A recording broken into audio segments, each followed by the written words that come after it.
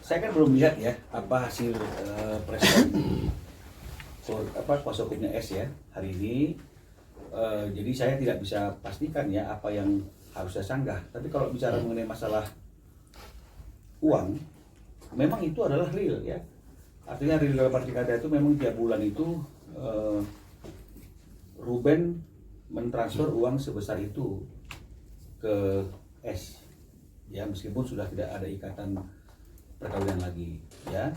Kalau misalnya kemudian dikatakan itu kan karena kamu mau mentransfernya, betul, tapi kan itu wujud dan bukti bahwa Ruben itu orangnya tidak ribet ya, dan dia tidak mempermasalahkan ya terkait dengan masalah biaya-biaya yang kemudian ditagihkan atau dibebankan kepada dia ya, sepanjang apa yang menjadi hak-hak Ruben juga harus diperhatikan.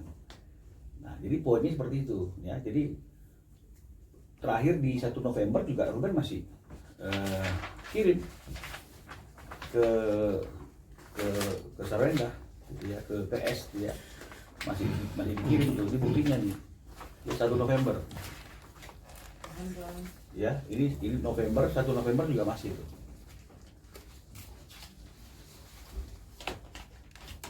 Ya. Nilainya 188.700.000. Ya. Jadi artinya Ruben masih memiliki etikat baik, masih memiliki tanggung jawab untuk segala kebutuhan. Ya. Meskipun mereka sudah tidak terikat lagi dalam ikatan perkawinan. Kalau dikatakan itu untuk anak gitu misalnya, kita tahu lah ya, kita nggak usah retorika, kita pasti tahu ya, kita juga punya anak ya, kebutuhan anak umur 4 tahun dan yang masih masih kecil seperti mereka itu berapa sih kebutuhannya ya, berapa kebutuhan pemeliharaan anak, pendidikan itu kita tahu, kita bisa kalkulasi gitu. Karena kalau kita bicara mengenai masalah apa yang menjadi tanggung jawab dan kewajiban Ruben, kalau dibilang sudah ada kesepakatan ya, maka tapi bisa jelaskan gitu ya. Jadi pada waktu sebelum terjadi gugatan itu kan memang mereka itu berkomunikasi dan mau semuanya dituangkan dalam akta notaris kalau memang nanti terjadi perceraian, karena memang sudah mulai ada tanda-tanda ke arah sana. Nah, coba tanya tuh, notarisnya siapa yang pilih? Kita atau mereka? Draft yang dituliskan dalam perjanjian di notaris ini yang buat siapa? Betul, kita koreksi. Tapi artinya kan kalau kita bicara mengenai masalah niat, itu kan sudah tahu dari mana datangnya niat itu. Ya, kita nggak usah jelaskan. Nah, sekarang kita bicara mengenai masalah itu memang kebutuhan anak. Oke, ya. Di pasal 1 ayat 4 ya, akta kesepakatan dan perjanjian yang nomor 39 ini saya bacakan, yang jangan saya tunjukkan ya, karena pihak sana kalau tidak salah juga sudah bicara ya tentang ada kesepakatan itu ya. Jadi gak ada salahnya saya bacakan isinya, wujudnya dari sini ya. Begini kata-katanya: biaya pemeliharaan dan pendidikan anak sampai dengan jenjang pendidikan tinggi atau kuliah menjadi tanggung jawab pihak pertama. Kita garis bawahi, biaya pemeliharaan dan pendidikan anak. Nah, kalau kita mau tahu apa sih biaya pemeliharaan anak, takut nanti kemudian kita menerjemahkannya dengan bahasa yang berbeda. Kita bisa cari tuh di Google, di ChatGPT, sehingga akhirnya terjadi suatu definisi yang bersifat general. Apa itu pemeliharaan itu? Ya, kita akan dapat bahwa pemeliharaan itu tidak lebih dari makanan, pakaian, tempat tinggal, sandang, pangan, kan gitu kira-kira, itu pemeliharaan. Pendidikan itu tentu bangun sekolah atau segala sesuatu yang berkaitan dengan pendidikan. Nah, sekarang saya tanya, kalau misalnya kemudian ada seperti ini biaya-biaya tiket pesawat ke Malaysia gitu misalnya ya, terus kemudian tol bensin, kemudian ada kebersihan plastik sampah, Ada uang listrik dibagi dua, nilainya 12,9. Ada kartu kredit yang udah dibagi dua, sehingga akhirnya yang dibebankan kepada Ruben 36 juta gitu loh misalnya. Ya, dan ketika Ruben minta breakdownnya nggak dikasih, tapi Ruben berpikir ya udahlah nggak apa-apa, kan nggak dipersoalkan, buktinya sampai November juga masih diserahkan. Tapi kalau dibilang itu tanggung jawab pemeliharaan anak, aduh, kita semua punya anak lah rata-rata itu ya, kita bisa hitung berapa sih biaya kebutuhan seorang anak yang masih kecil untuk makan, pangan dan semuanya termasuk pendidikannya, ya. Jadi kita janganlah berretorika di hal-hal yang seperti itu, ya. Kalau mengenai masalah misalnya ini reimburse segala macam ya, yang bilang S nggak punya uang siapa? Nggak ada, kita nggak pernah bilang dia nggak punya uang. Kita hanya menyampaikan bahwa setiap tanggal 1 dari mulai September, ya setelah terjadi perceraian sampai kemarin itu kita masih per tanggal 1 dan nggak pernah terlambat itu untuk WA-nya gitu loh, ya. Nih, November belum bayar. Ya, karena dibilang November belum bayar, ya kita bayarin. Bukti transfernya ada. Bayarin. Gitu. Jadi bukan omong-omong. Nah, kita tidak mempersoalkan juga masalah hal ini. Yang kita mau garis bawahi highlight itu adalah klien kami itu tidak pernah ribet untuk hal-hal yang seperti ini. Ya, walaupun sudah nggak ada ikatan, walaupun ada hal-hal yang sebenarnya itu tidak dapat dikategorikan sebagai pemeliharaan dan pendidikan anak, tapi tetap ditanggung-jawabi, ya janganlah dia dipersulit untuk bertemu dengan anaknya. Itu yang perlu kami garis bawahi, ya. Asuransi, ya.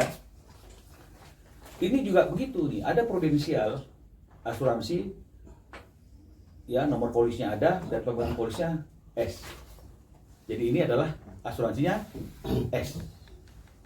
Dari mulai terjadi perceraian, ya, sampai kemarin bulan Mei itu berarti hampir setahun ya setelah perceraian, yang bayarin premi asuransinya dia aja klien saya. Ya, ini ada buktinya nih. Di bawahnya Mei 2025. Nah, ini kita tunjukkan bukan ingin memojokkan, bukan ingin mendiskreditkan S, tapi yang ingin kami sampaikan adalah Ruben nggak mau ribet mengenai masalah lain seperti itu. Hubungan silaturahmi itu tetap dijaga, ya. Biaya-biaya kalau diminta dibayarkan, ya. Walaupun bolak-balik perinciannya mana nggak dikasih, Ruben nggak ada masalah. Sepakat dia kok, benar sepakat. Bahkan asuransinya atas nama S pun dibayar, nggak ada masalah. Tapi janganlah, artinya itu haknya dia untuk bertemu anaknya itu dibatas-batasi, atau kemudian dengan berbagai macam alasan tidak ada waktu yang harusnya, kalau menurut perjanjian ini, ya saya bacakan ini, ya. Pihak kedua berkomunikasi secara langsung maupun tidak langsung melalui telepon dengan tiga anak itu, ya, dan ini ya, dan untuk bertemu serta tinggal bersama dengan pihak pertama. Berarti pihak pertama itu Ruben, sekurang-kurangnya 2-3 hari dalam seminggu. Nah, jadi jangan dikatakan anaknya nggak mau, anaknya lebih mau seperti ini. Dia anak kecil. Seorang ibu itu dia harus bisa mendidik, bisa mengasuh anaknya, memberikan pengertian bahwa ayahnya pun perlu waktu untuk bertemu dengan dia. Karena kalau misalnya kemudian kita bilang dia sudah besar, loh, kalau kita bicara mengenai masalah besar, maka kita harus melihat definisi besar atau dewasa itu menurut undang-undang 18 tahun. Jadi kalau masih anak itu di bawah umur 18 tahun, masih anak di bawah umur, bagaimana kita bilang dia sudah mengerti pengertian seorang anak kecil? Kita nggak bisa biarkan anak kecil yang berpikir sendiri dan yang menentukan apa yang dia mau dan apa yang dia tidak mau. Tidak. Itu makanya ada asuh. Karena anak yang masih di bawah umur itu dia harus diasuh, dididik dan dibimbing oleh orang tuanya. Kalau kita lepaskan segala sesuatunya itu menurut keinginan sang anak, ya kacau dong. Masa orang dewasa diatur oleh anak-anak, nggak mau ketemu ini, mau ketemu sana, nggak bisa. Sebagai seorang ibu kita harus bisa mengarahkan, nggak boleh seperti itu. Kamu perlu waktu juga untuk bertemu dengan orang tuamu, dengan ayahmu. Kan itu dia, jadi nggak bisa, masih anak kecil loh. Jadi kalau anak kecil mau sesuatu yang menurut kita sebagai orang dewasa itu tidak patut, apakah kita harus ikutin? Apakah harus kita laksanakan? Lalu bagaimana dengan kesepakatan yang ditandatangani bahwa 2-3 hari sekurang-kurangnya dalam 1 minggu itu berkumpul, tinggal bersama klien kami. Ini jangan kan berkumpul. Bertemu aja, ngantar sekolah aja, menurut klien kami tidak gampang itu diberikan. Ya. Jadi ini yang mau kami klarifikasi, bukan ingin menyatakan dia itu enggak punya uang terus enggak ada. Ya. Ini hanya untuk menunjukkan kita punya etikat baik loh. Kita tuh orang yang gak ribet loh. Nah, mengenai masalah DC misalnya, kenapa melebar loh? Kalau masalah kecewa, saya juga bisa kecewa. Karena ketika sudah ada pertemuan antara saya dengan kuasa hukumnya S, ya, adinda saya Kris Sapsewu, ya, untuk membicarakan bagaimana solusinya, ya, dan saya kasih surat pemberitahuan, dia juga kasih surat pemberitahuan, bukan somasi, karena itu kan spirit untuk menyelesaikan masalah dengan kekeluargaan, ya. Dia juga bicara masalah DC, kita juga sudah bahas, sudah diselesaikan kok, udah selesai itu masalah DC-nya, jangan dipersoalkan lagi. Nah, setelah bubar dari pertemuan itu, beberapa hari kemudian preskon khusus DC loh, kan nggak ada lagi urgensinya untuk preskon mengenai masalah DC. Kalau memang preskonnya itu berkaitan dengan masalah tata cara tagih DC-nya yang melawan hukum, dan kemudian akibat leasingnya seharusnya tidak patut datang ke rumah dia dan menagih ke dia karena nggak ada kaitannya dengan S, harusnya DC dan leasingnya disomasi. Disomasi nggak? Enggak. Lalu untuk apa kita bicara tentang DC kalau kemudian kita tidak ada upaya apapun yang kita garis bawahi untuk mengkomplain secara tegas atas tindakan DC yang datang ke rumahnya S.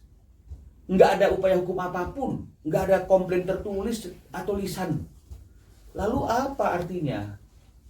Artinya kan hanya ingin menunjukkan, patut diduga ingin menunjukkan bahwa akibat Ruben lalai, S mendapat reportnya. Loh, ini belum macet. Karena keterlambatannya masih hitungan hari, 7 hari. Dan langsung diselesaikan. Apa pantas kita mempertontonkan hal-hal yang seperti itu, sementara tiap bulan kita masih rutin dan tertib untuk memenuhi segala kebutuhan itu.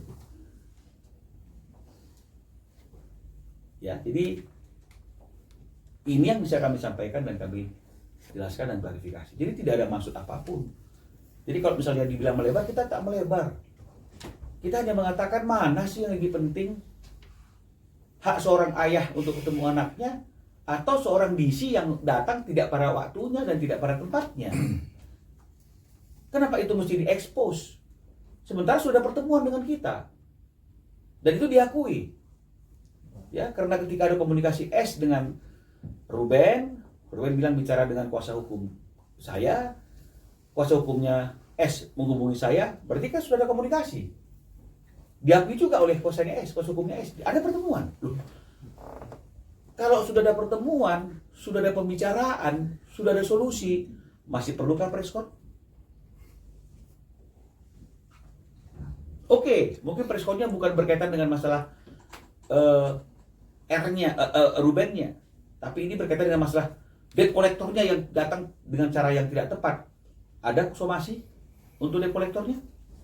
Baik secara lisan maupun tertulis, ada garis bawah penekanan bahwa mereka komplain. Ada somasi untuk leasingnya? Enggak ada juga. Ayo dong, kita ini kan semua orang yang bisa berpikir logis. Because law is logic, karena hukum itu adalah logika. Ya. Jadi kalau misalnya kemudian untuk sesuatu yang tidak menjadi tanggung jawab Ruben lagi pun ditanggung jawabi oleh Ruben, apa mungkin dengan sengaja Ruben tidak bertanggung jawab dan tidak membayarkan apa yang harusnya menjadi tanggung jawab? Kalau ada keterlambatan, ada kelupaan, semua orang memiliki kekurangan seperti itu. Semua orang pasti akan pernah lupanya gitu. Tapi ini belum sampai dalam kategori macet. Dan dalam form pembelian mobil juga nggak ada alamatnya dia. Lalu kalau ada orang datang, kan perlu dipertanyakan, periksa dong surat-suratnya. Nggak langsung diizinkan masuk. Karena kalau menurut keterangan Ruben, rumah itu kan juga ada satpamnya, ada security-nya. Bagaimana seorang DC yang nggak ada kaitan dengan tuan rumah diizinkan masuk dan duduk di ruang tamu? Harusnya cukup lah dengan security di depan. Anda siapa ini? Mau nagih siapa? Alamat penagihannya di mana? Surat tugas Anda mana? Oh, ada salah alamat, bukan di sini. Silakan Anda keluar. Tidak boleh masuk ke area rumah, apalagi ke ruang tamu di dalam seperti itu. Kan itu dong harusnya logikanya. Ya, tapi dia masuk. Oh, nggak apa-apa. Tapi kemudian semuanya sudah kita selesaikan. Kelisingnya. Dan akibat kedatangan itu juga saya sudah bertemu dengan kuasa hukumnya S. Semua sudah clear. Kalau tadi misalnya saya tidak mau bertemu, saya tidak mau berkomunikasi, saya tidak mau berdiskusi terkait dengan masalah kedatangan DC dan lain-lain, wajar lah kalau kemudian mereka preskon. Ini enggak, setelah ketemu kok preskonnya. Tapi saya nggak bilang saya kecewa, saya memaklumi. Oh, memang ya nggak ada masalah. Lalu kalau misalnya kemudian, kecewa, saya kok dibuka ke masalah ini. Loh, ini bukan untuk melebar, ini untuk membuktikan kalau tanggung jawab yang sebesar ini aja dia tidak pernah lalai, yang seharusnya juga nggak harus ditanggung jawabi, dan itu juga dinyatakan oleh kuasa hukum. Nggak perlu kok, dia nggak mau kan. Untuk yang nggak perlu aja dia tanggung jawabi seluruhnya, apa mungkin untuk hal-hal yang menjadi tanggung jawabnya tidak dilakukan? Jadi ini kan mungkin harusnya dipahami, mungkin ada kelalaian. Diluruskan, bukan kemudian jadikan berita. Ya, itu yang kami dapat sampaikan dan klarifikasi mengenai masalah hal-hal yang berkaitan dengan materi DC, materi pembiayaan. Ya, mungkin ada yang bertanya lagi.